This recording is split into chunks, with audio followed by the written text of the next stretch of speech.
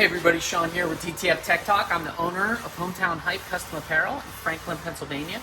So hey, I wanted to take just a second here and talk to you guys about creating bespoke DTF prints depending on your project. Okay, so like one of the core advantages that we have as business owners and DTF printers is that we can customize the DTF print to the specific project, okay?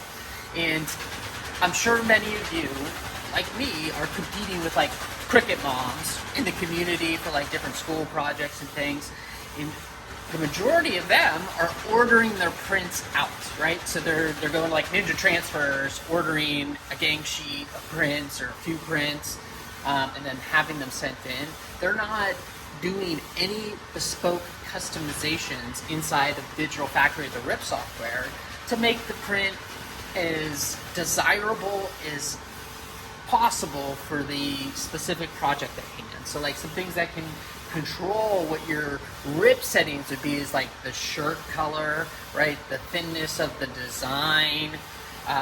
If you have like a really powerful red colored shirt with like powerful and very saturated inks on the shirt color, you might need to increase your backfill percentage because the color is just going to blow right through your print. Additionally, if you have like a really neutral color like a gray, you can reduce your backfill percentages and create a softer hand feel for your prints, okay?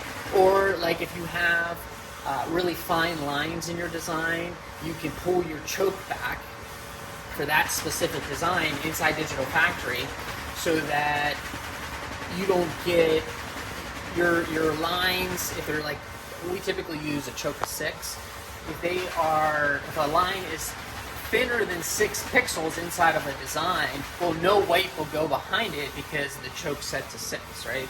You have to understand how a choke works. So I want to just go in here and just show you guys. I'm sure like lots of you know about this and how to do this. So like if you have, let me just pull a few designs in here. So, okay guys, we're back. I'm sorry about that, but we had a lot of waiting, so I figured I did not need to let you watch that. So here in Digital Factory, I'm just going to increase this size to 11 inches. All right, let's zoom in. So this design is going to go, it's actually going to go on a red shirt. Okay, so I'm going to keep the settings the same on this design. But let's say like that this design was going to go on a gray shirt, okay, like a light gray color, very neutral. It's not doing too much to the design. What I would do is I would either right click on it here, or I can right click it on it over here, okay, and I can go into properties, okay. Give this a second to come up. It's trying to bring a bunch of designs in, so it's thinking. So under my color layer, I can go into processing options here, okay, and I can actually, so again, we're assuming that this is on like a light gray color. So right now my white ink under black percentage is set to 40%, okay? If it was going under on a light gray design, I would decrease this to a 20%, okay? I would keep my choke at 6%.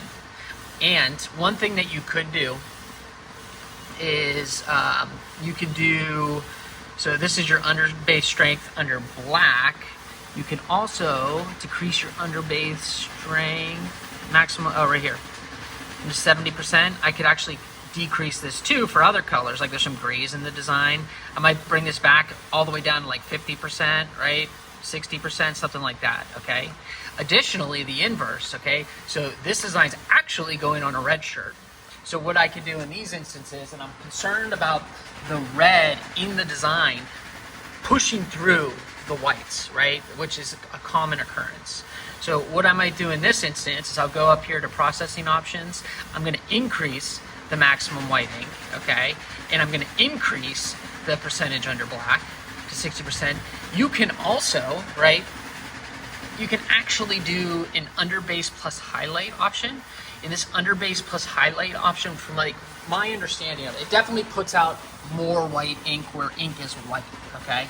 So like if your design's calling for the hex code FFF, right, the plain white hex code, it will actually, I think it increases your white ink put out by up to 50%. Okay, so it's going to put down 50% more white ink. So it creates a thicker print.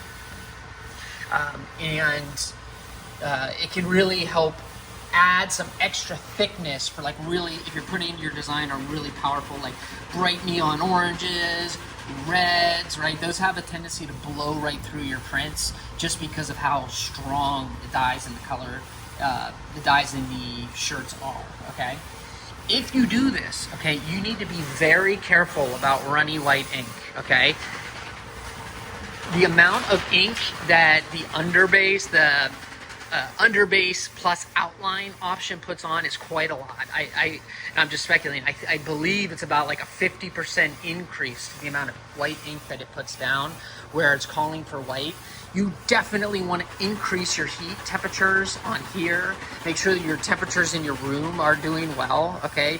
Maybe even reduce the humidity a little bit, because what can happen is it can really cool on the film, and like when it starts to go down the slide, I call this the slide, to the powder shaker, it can actually start to run off your prints, and that ruins them instantly. So turn this up. It'll help the ink droplets cure as soon as they land, instead of coalescing together and then creating runs on your prints, okay?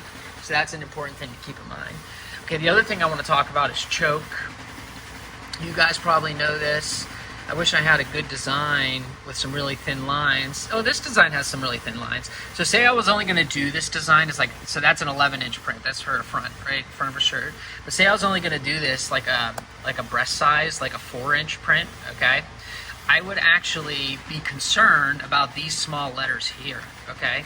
So these small letters may be smaller than 6 pixels, depending on how far you shrink it down.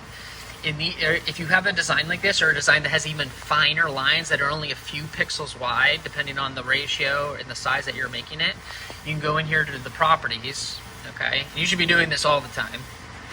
You can go in here to the properties, and go to your processing options, and then to your choke. So my default choke, I said, is a 6, but I make it bespoke depending on what the application is, the sizing, how thin the lines are inside the design, right? I might actually reduce this. In this instance, I might reduce it to a 3 or a 2.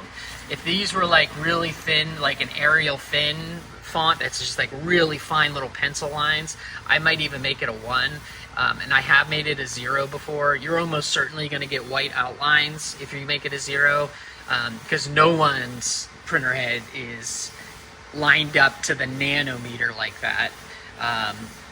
Having at least a 1 choke is probably recommended in almost all instances. If you happen to have a design that has pixels that are lines that are 1 pixel wide, I think it's better just to get rid of those lines, because that's going to cause problems. That's very thin. As you guys know, you really, if you have designs that have really thin lines, a lot of times they can be hard to press, they can be hard to stick onto the materials, so they have a lot of the most peeling issues. So additionally, talking about pressing settings for a second, I'm going to flip this around. I don't know why I can't zoom out. So if you're going to do, you can do bespoke pressing settings as well. So like when we're pressing on 100% cotton shirts, we use 300 degrees for 7 seconds double press, right? And we let it fully cool when we do it. We do not do hot peel, we do not do warm peel. We have not had success with it. We think it produces worse results. It doesn't stick as well. It has problems. I recommend you do the same. I've heard that they're getting better with the newer films and stuff, but I don't trust it. I think chemically, the DTF was made for the process of letting it cool, peeling, and second pressing. Stick with that. That works. Okay. Yes, it's a little more labor, but do it right the first time. Also, so 300 degrees, 7 seconds each side. For cottons, we do 270 for 8 seconds on synthetic. Anything that's more synthetic than 50-50, so 50% poly, 50% cotton, we will do 270, 8 seconds, and we make sure to cover it with Teflon. So with 100% cottons, we only cover with Teflon for the second press to give it that texture, right? But for synthetic threads, we use Teflon for both presses, just because I'm sure you guys have seen, you will get the outline of your heat press on the fabrics will create like a small little discoloration or burn mark. You will get less of that. It doesn't go away 100%, but you will get less of that if you use the Teflon protective sheet. So anyway, guys, that's really what I wanted to cover in this video. As always, it's just a mishmash of my thoughts in the moment. I'm just winging it, right? I wing it, just try to get the information across to you guys the best that I can. I have like, I've been printing for like 4 or 5 hours. I had like 4 or 5 hours to keep printing, so I don't know what happened. Everybody started coming out of their winter burrows the last week or so.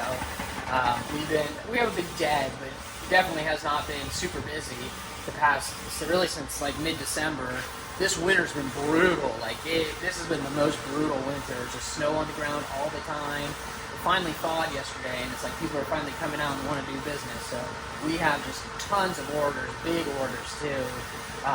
So we got to get printing. That's what I'm doing.